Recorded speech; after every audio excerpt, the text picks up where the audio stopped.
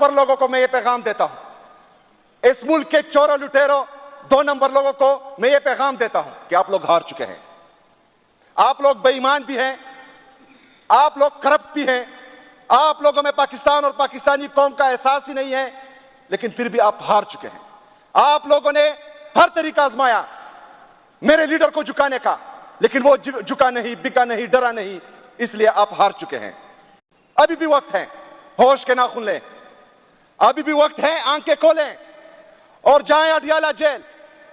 वहां पर बेटा कैदी नंबर 804 उसके पांव पकड़े, मेरे लीडर, मेरे कायद जनाब इमरान खान साहब से माफी मांगे और साथ ये भी कहें कि जनाब इमरान खान साहब, हम गलत थे, हमने आप पर जुल्म किया, आपकी पार्टी पर जुल्म किया, आपके लोगों पर जुल्म किया, इस पाकिस्तान और पाकिस्तानी कौम पर जुल्म किया, लेकिन हम हार चुके हैं, पाकिस्तान हमसे नहीं संभल रहा। अस्सलाम वालेकुम नाज़रीन कराम, वज़ीर आला सोहेल आफरीदी ने आज हदें पार कर दी। ताकतवरों को मुखातिब करके वाज़ेह कह दिया कि मैं इस सूबे का वज़ीर आला हूँ, कोई भी सियासत में मुदाखलत नहीं कर सकता। जो भी सियासत में मुदाखलत करने की कोशिश करेगा तो उसको भारी नुकसान उठाना पड़ेगा। सोहेल आफरीदी ने कहा कि ताकतवरों सुन लो, इमरान खान इस मुल्क का लीडर था, इस मुल्क का लीडर है और इस मुल्क का लीडर रहेगा। सोहेल आफरीदी गुस्से में हदें पार कर गए। आप ये वीडियो देखिए, फिर इस पर डिटेल में बात करते हैं। उसी यूनिवर्सिटी की वजह से मेरे लीडर को, मेरे कायद को, उम्मत मुस्लिमा के लीडर को, जनाब इमरान खान साहब को 14 साल की सजा हुई है और उनकी अहलिया को 7 साल की सजा हुई है, जिसकी जितनी भी मजम्मत की जाए कम है। मसला यह है मैडम स्पीकर साहिबा के पाकिस्तान की तारीख में जो मेरे लीडर, जो मेरे कायद पर केसेस बने हैं, बल्कि दुनिया की तारीख पर वो किसी मुल्क में मौजूद ही नहीं है। सबसे पहले आप देखें साइफर केस। मैडम स्पीकर साहिबा, किसी मुल्क को यह इख्तियार नहीं है कि वो बाहर से आकर हमारे मुल्क के फैसले करें। एक गैरतमंद इंसान, एक मुल्क का गैरतमंद शहरी, अगर वो मुल्क का वजीर आजम भी ना हो, कोई आला ओहदे पर भी ना हो, लेकिन उसको किसी दूसरे मुल्क की तरफ से ये बातें की जाए कि फलानी की हुकूमत गिराएं, अगर गिरा दी तो ठीक है, अगर नहीं गिराई तो तुम्हें माफी नहीं मिलेगी। मेरा लीडर, मेरा कायद एक गैरतमंद इंसान है, एक ईमानदार इंसान है।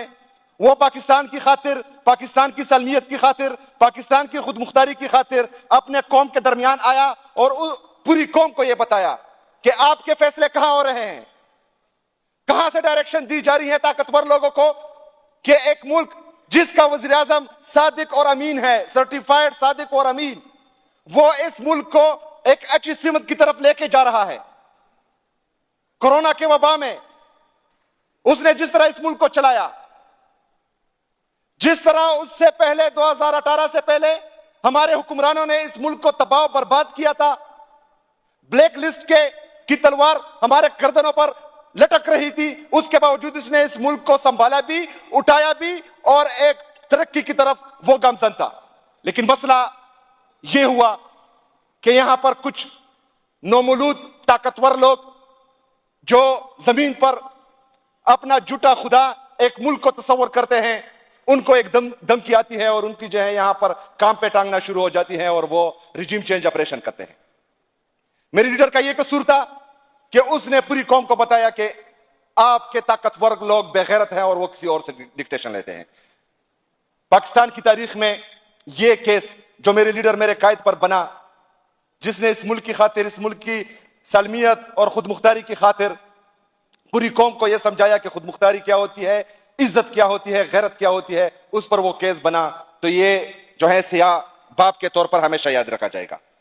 दूसरा केस इद्दत का था। मैडम स्पीकर साहिबा, कोई भी मुअज़्ज़ब माशरा मियां बीवी के रिश्ते में नहीं घुसता, लेकिन यहां पर कुछ बेगैरत, बेईमान, थर्ड क्लास लोग आला ओहदा पर फाइज थे और उन्होंने वो केस बनाया और उसमें भी सजा हुई। यह भी जो है पाकिस्तान की तारीख में सियाह बाप के तौर पर तस्वर किया जाएगा। तीसरा केस, ताकतवर लोगों को मैं ये पैगाम देता हूं, इस मुल्क के चोरों लुटेरों 2 नंबर लोगों को मैं ये पैगाम देता हूं कि आप लोग हार चुके हैं, आप लोग बेईमान भी हैं, आप लोग करप्ट भी हैं, आप लोगों में पाकिस्तान और पाकिस्तानी कौम का एहसास ही नहीं है, लेकिन फिर भी आप हार चुके हैं। आप लोगों ने हर तरीका आजमाया मेरे लीडर को झुकाने का, लेकिन वो झुका नहीं, बिका नहीं, डरा नहीं, इसलिए आप हार चुके हैं। अभी भी वक्त है, होश के नाखून लें, अभी भी वक्त है, आंखें खोलें और जाएं अडियाला जेल, वहां पर बेटा कैदी नंबर 804 उसके पांव पकड़े, मेरे लीडर, मेरे कायद जनाब इमरान खान साहब से माफी मांगे और साथ ये भी कहें कि जनाब इमरान खान साहब, हम गलत थे, हमने आप पर जुल्म किया, आपकी पार्टी पर जुल्म किया, आपके लोगों पर जुल्म किया, इस पाकिस्तान और पाकिस्तानी कौम पर जुल्म किया, लेकिन हम हार चुके हैं, पाकिस्तान हमसे नहीं संभल रहा।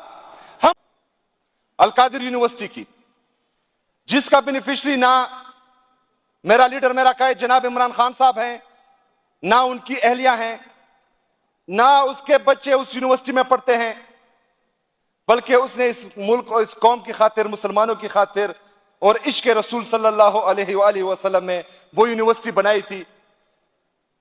आज उसमें भी उसको सजा दी गई, तो ये भी एक सया बाप के तौर पर हमेशा याद रखा जाएगा। मैडम स्पीकर साहिबा, हमने 77 साल से यह देखा है कि जमहूरी कुव्वतों को किस तरह सजाएं मिलती है और उनको किस तरह जो है रास्ते से हटाया जाता है, लेकिन यह 2024 है।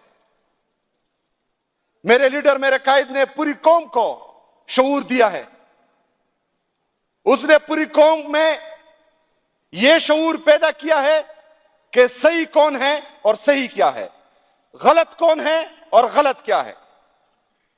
पाकिस्तान का बच्चा बच्चा यह जानता है कि राह हक पर कौन है, राह हुसैन का राही कौन है, राह मूसा का राही कौन है और यजीद और फिरौन के पैरोकार कौन है। आप उनसे पूछेंगे। नादरीन कराम, आपने वीडियो देखी। वज़ीर आला सोहेल आफरीदी ने असम्बली में खड़े होकर हदें पार कर दी। वज़ीर आला सोहेल आफरीदी ने कहा कि मेरे लीडर और मेरे कप्तान इमरान खान के खिलाफ झूठे मुकदमे बनाकर उनकी पार्टी को दीवार से लगाने की कोशिश की गई। इमरान खान पर ऐसे बोंडे केसेस बनाए गए जिसकी मिसाल पूरी दुनिया में नहीं मिलती। इमरान खान सिर्फ पाकिस्तान का नहीं बल्कि उम्मत मुस्लिमा का एक अजीम लीडर है।